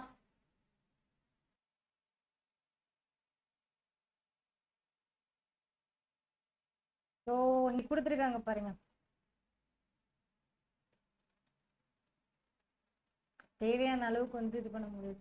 ஆல்ரெடி சொல்லியாச்சு குயிலன்ஸை பத்தி அதாவது வெள்ளெழுத்துன்ற ஒரு டாபிக் இருக்குல்ல. ஸோ இந்த வெள்ளெழுத்துனா என்னன்னா இதோட சேர்ந்த ஒண்ணுதான். இப்போ தூரப்பார்வை இருக்கிறவங்களால வந்து தூரப்பார்வையை பத்தி தானே நம்ம கிட்ட பார்வையை பத்தி பேசிட்டு இருக்கோம். பட் இந்த தூரப்பார்வை இருக்கிறவங்க இருக்காங்கல்ல, அவங்க வந்துட்டு கிட்டத்துல இருக்கிற பொருளை வந்துட்டு அவங்களால வந்துட்டு என்ன பண்ண முடியாதுன்னா கிளியரா பார்க்க முடியாது. ஸோ என்ன பண்ணுவாங்கன்னா நம்ம தாத்தா பாட்டியை பார்த்தோம்னா நமக்கு தெரியும். அதாவது பக்கத்துல தான் இருக்கும் அந்த பொருள், அதை இவ்வளோ பக்கத்துல வச்சு பார்த்துட்டு இருப்பாங்க. இவ்வளோ பக்கத்துல வச்சு பார்த்தா நமக்கு எவ்வளோ கண்ணு வலிக்கும், யோசிச்சு பாருங்களேன். ஸோ அவங்க வந்துட்டு அந்த அந்த பொருளோட உண்மையா அந்த பொருள் உங்களுக்கு தெரியாதனாலதான் இவ்வளோ பக்கத்துல வச்சு பார்த்துட்டு இருக்காங்க. ஸோ ரொம்ப ஸ்ட்ரெஸ் ஆகுறாங்கல்ல. ஒரு பொருளை ரொம்ப பக்கத்துல எடுத்து வச்சு அவங்களால பார்க்க கண்ணு வலிக்க வலிக்க பார்க்கக்கூடிய அந்த ஒரு விஷயத்தை தான் என்னன்னு சொல்லுவாங்கன்னு வெள்ளெழுத்துக்கள் அப்படின்னு சொல்லுவாங்க. மோஸ்ட்லி இது வயசானவங்களுக்கு வரும். இப்போ ஊசி நூல் கோர்க்கறதுக்குமே இவ்வளோ பக்கத்துல வச்சு கோர்ப்பாங்க. நீங்க நீங்க நீங்க நீங்க ட்ரை பண்ணி பாருங்களேன், உங்க பென் எடுத்து இவ்வளோ பக்கத்துல வைங்க, உங்களால ஒரு 2 நிமிஷம் பார்க்க முடியுதாங்க? முடியாது. ஸோ இதைத்தான் நம்ம என்னன்னு சொல்லுவோம் அப்படின்னா வெள்ளெழுத்துக்கள்னு சொல்லுவோம். ஸோ முடிஞ்ச வர பாட்டிக்கு ஏதாவது கண்ணு சரியாகாம இருந்துச்சுன்னா சீக்கிரம் ஹாஸ்பிட்டல்ல கூட்டிட்டு போய் காட்ட ஆரம்பிங்க. ஏன்னா அது ரொம்ப சிரமமா இருக்கும். ஓகேயா? ஸோ நெக்ஸ்ட் டாபிக் என்ன அப்படின்னு பார்த்தா நிறைமாலை மானி. இந்த நிறைமாலை மானியை வந்து நமக்கு எதுக்கு பயன்படுத்துறோம் அப்படின்னு பார்த்தோம்னா பல்வேறு ஒளி மூலங்களில் இருந்து வரும் நிறமாலைகளை ஆராயவும் பொருட்களின் ஒளிவிலகல் எண்களை கணக்கிடவும் நிறமாலைகள் பயன்படுகிறது. அதாவது நிறைய ஒளி மூலங்கள்ல இருந்து எனக்கு நிறைய கலர்ஸ் எல்லாம் வரும். இப்போ சன்னுல இருந்து எனக்கு 7 கலர் வர்ற மாதிரி ஒவ்வொரு ஒளியில இருந்தும் எனக்கு நிறைய ஒளிகள் வரும், கலர்ஸ் வரும். அந்த கலரை பாக்குறதுக்கு தான் எனக்கு நிறமாலை மானி பயன்படுது. அது போக அந்த கலரோட ஒளிவிலகல் எண் எப்படி இருக்கு அப்படிங்கிறத பாக்குறதுக்கும் நிறமாலை மானி வந்துட்டு நமக்கு பயன்படுகிறது. ஸ்பெக்ட்ரோமீட்டர்னு சொல்லுவோம். நிறைய லேப்ஸ்ல எல்லாம் இது யூஸ் பண்ணுவாங்க. இது லேப்ல தான் யூஸ் பண்ணுவாங்க இதை. ஸோ அவ்வளோதான், ஆல்மோஸ்ட் எல்லாத்தையுமே கவர் பண்ணியாச்சு. இதுல ஏதாவது டவுட் இருந்துச்சு அப்படின்னா நீங்க தாராளமா கேட்கலாம். எல்லாமே நம்ம டே டு டே லைஃப்ல பாக்குற ஒரு விஷயம் தான். நான் ஏன் தூர பார்வை கிட்ட பார்வை வந்துட்டு ரொம்ப லென்ஸ் வழியா போக அந்த 25 சென்டிமீட்டர் வரைக்கும் இருந்தா தான் நம்ம கண்ணுக்கு தெரியும். அதுக்கு மேல போனா வந்துட்டு கண்ணு நம்ம பாக்குறதுக்கு கஷ்டமா இருக்கும் அப்படிங்கிற ஒரு விஷயம்லாம் இருக்கும். அதெல்லாம் நான் ஏன் ரொம்ப டீப்பா எடுக்கலைன்னா சப்போஸ் இப்போ நான் இதை படிச்சு நான் பாஸ் பண்ணணும்னு நினைக்கிறவங்களுக்கு இந்த டைம்ல நான் ரொம்ப பிரீஃபா எடுத்தேன்னா குழப்ப ஆரம்பிக்கும். அதனால ரொம்ப பிரீஃபா எடுக்கலைன்னா கான்செப்டை மட்டும் புரிஞ்சுக்கோங்க. கேட்டாங்கன்னா கரெக்டா எழுதுங்க. தூர பார்வையா இருந்தா கிட்ட இருக்கிற பொருள் தெரியாது, கிட்ட பார்வையா இருந்தா தூரம் இருக்கிற பொருள் தெரியாது. தூர பார்வையை நம்ம வந்துட்டு குவி லென்ஸை வச்சு சரி செய்ய முடியும். கிட்ட பார்வையை குழி லென்ஸை வச்சு சரி பண்ண முடியும். வெள்ளெழுத்துனா கிட்ட பார்வை கிட்ட பார்வை இருக்கிறவங்களுக்கு அந்த கிட்ட இருக்கிற பொருள் தெரியாதுல்ல. ஸோ ரொம்ப பக்கத்துல தப்பா சொல்றாங்க, தூரப்பார்வை இருக்கிறவங்களுக்கு தானே. தூரப்பார்வை இருக்கிறவங்களுக்கு பக்கத்துல இருக்கிற பொருள் சுத்தமா தெரியாது. ரொம்ப பக்கத்துல வச்சு பார்க்கும்போது ஸ்ட்ரெஸ் ஆகும். அந்த ஸ்ட்ரெஸ்ஸை தான் நம்ம வெள்ளெழுத்துக்கள் அப்படின்னு சொல்லிட்டு அவங்களால பார்க்க முடியாத அந்த தன்மையை தான் நம்ம வெள்ளெழுத்துக்கள்னு சொல்றோம். ஸோ இதுல ஏதாவது டவுட் இருந்துச்சு அப்படின்னா நீங்க தாராளமா கேட்கலாம். நெக்ஸ்ட் இதே 7th யூனிட்ல இருக்கக்கூடிய 3 மார்க்கை பத்தி நம்ம ஒரு சின்ன டிஸ்கஸ் பண்ணிடலாம். ஓகே? ஸோ சப்ஸ்கிரைப் பண்ணிருங்க, ஷேர் பண்ணிருங்க, என்ன வேணுமோ தாராளமா கமெண்ட் பண்ணுங்க. Okay, all the best. நல்லா படிங்க, பாஸ் பண்ணுங்க.